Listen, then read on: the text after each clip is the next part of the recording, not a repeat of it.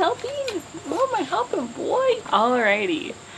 So yesterday, my girlfriend showed me a recipe for milk thistle jelly, and recently, if you watched my vlog, you'll have seen, or well, this will be in the vlog, so hopefully that'll be out before I post this. That's the plan, at least. So if you'd seen that, and potentially you'll have known that I've become very enamored by the milk thistle lately, and I'm currently drying some to just take back to Seattle with me. But that recipe kind of sparked my interest, and so I really want to give it a try, but I'm gonna put my own spin on it. I've made floral jellies in the past, and usually when I make them, I don't do them the way most people do. Most people add pectin separately to them, but I don't really love to do that, and so I mix them often with apple, and I think there are some apples in the house, so we're gonna have to see if that's actually the case. If not, we're going to the farmer's market, but I figured I would take you all along with me while I figured out how to do this. But first and foremost, I gotta get some boots on because we're going into tick territory and snake territory, and as much as I love and prefer to be barefoot, there are certain areas that I think it's smarter not to be. So, see you out there.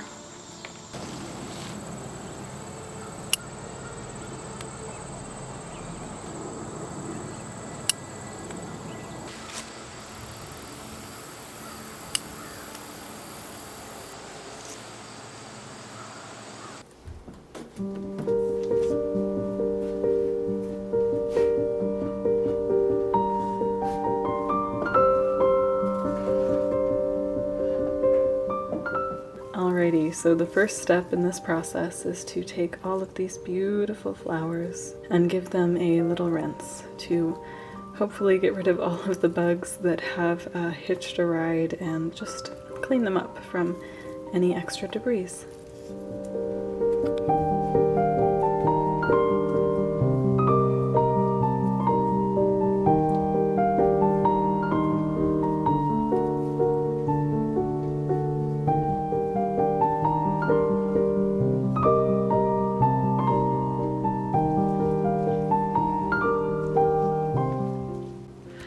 Oh, that's very close.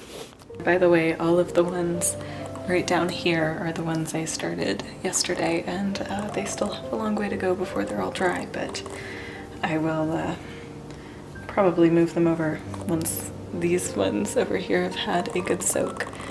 They still need a bit more time, but we're getting there.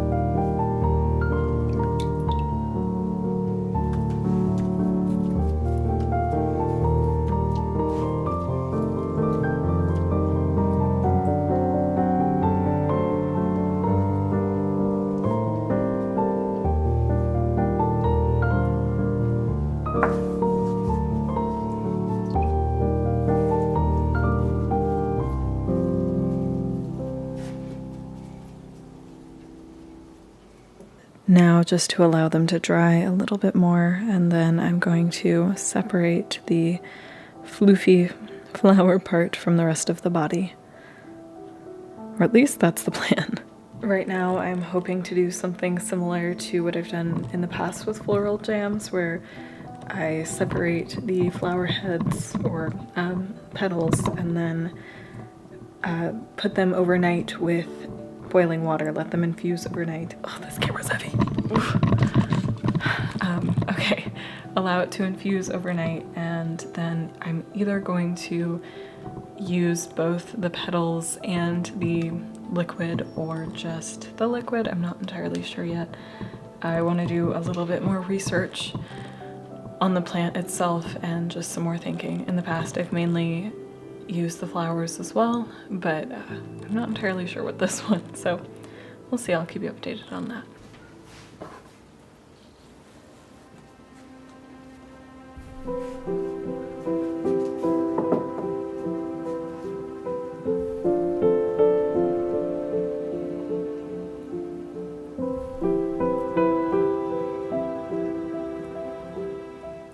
Whew, these are some seriously prickly little fellas. I think I'm figuring out a way to hold them that is easier, but my goodness, are they sticking to me?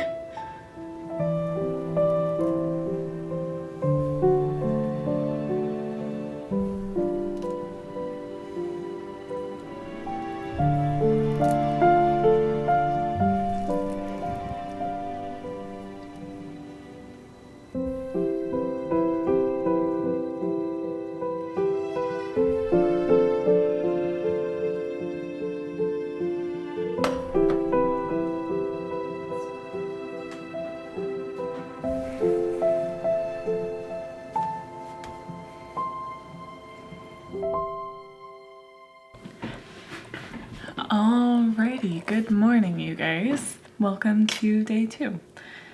I let the mixture sit overnight, or the infusion. When I thought about it, I have always done anything that revolves around flowers or infusions and just allowed them to sit overnight.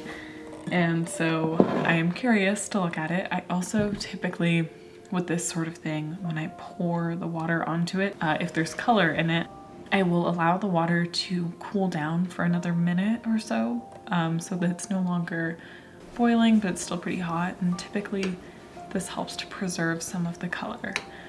Now, unfortunately, Hazel did decide that it would be a great time to look out the window and knock it over right after it was done. So the initial infusion has been lost. I restarted it with the same flowers because I didn't really want to do the whole process again, just because it was quite a prickly affair. And so I'm hopeful that it will be still potent enough, but I don't believe it will have as much color as it previously would have. So just to keep that in mind, but I'm very excited to get started on it today and see what the plan is. I did end up finding some apples, so I have apples, don't have to run to the farmer's market. So I think my plan now is just to make an apple jelly with essence of milk thistle. I think this could have been done a little differently with more of this, but I'm now more concerned about the potency of this, and I would rather have something that tastes pretty good in the end. Besides, a lot of times when I'm making floral jellies or jams like this, the point, unless it's a very fragrant flower like a rose, the point is more to infuse the properties of the herb instead of just having specifically the herb. So my focus with this will just to kind of have it as an added ingredient. So let's get started, shall we?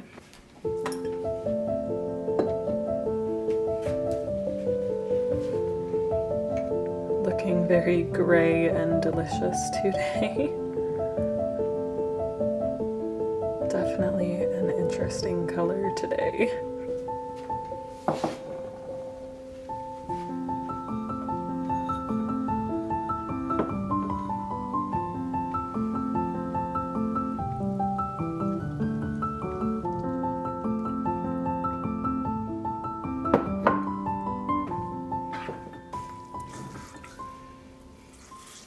And there it is, all the liquid squeezed out from the petals. And it's actually still a pretty lovely color.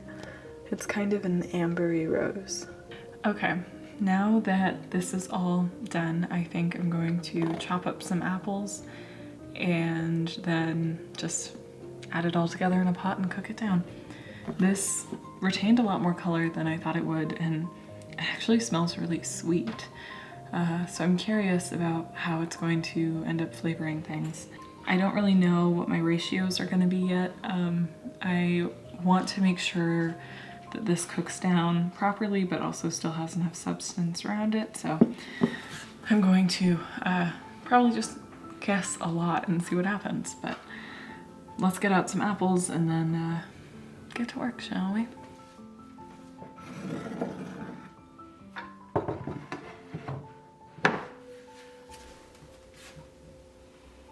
Okay, so I think what I'm going to do is use 4 of these apples, which are kind of small apples in the grand scheme of apples, and then just 1 cup of the liquid.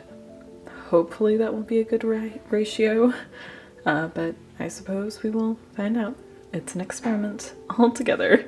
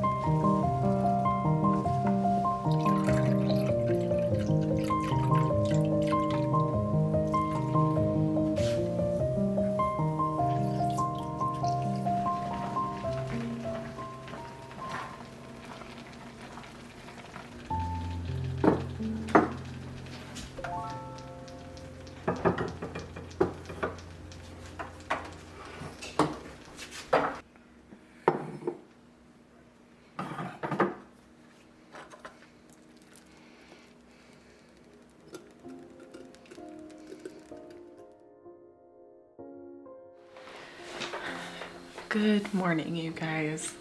So I just finished editing everything together and looking back at it all, and I am not very happy with how this project has turned out. I want to upload this video today, and I still really want to work on it a little bit more. So I think this is going to be a part one to a greater Thistle jelly experience. There are a couple more things that I really want to try. I filmed a recap last night and I just wasn't happy with it because all that it was me saying, well, I want to try this and I want to try this. So I think I'm gonna just close it out here and start again and do a part two.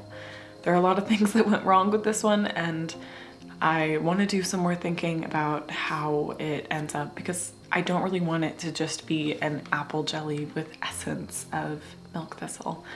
I want to make a milk thistle jelly, but I do still want to do it with apples instead of just pectin. So I have some experimenting to do with that before I can move forward in having a final product, but I'm going to take you along with me for that. So it will be an adventure, and I'm really looking forward to it because it doesn't feel ready to stop this project yet. And I think now with this new format of vlogging, it will be exciting to just keep continuing on.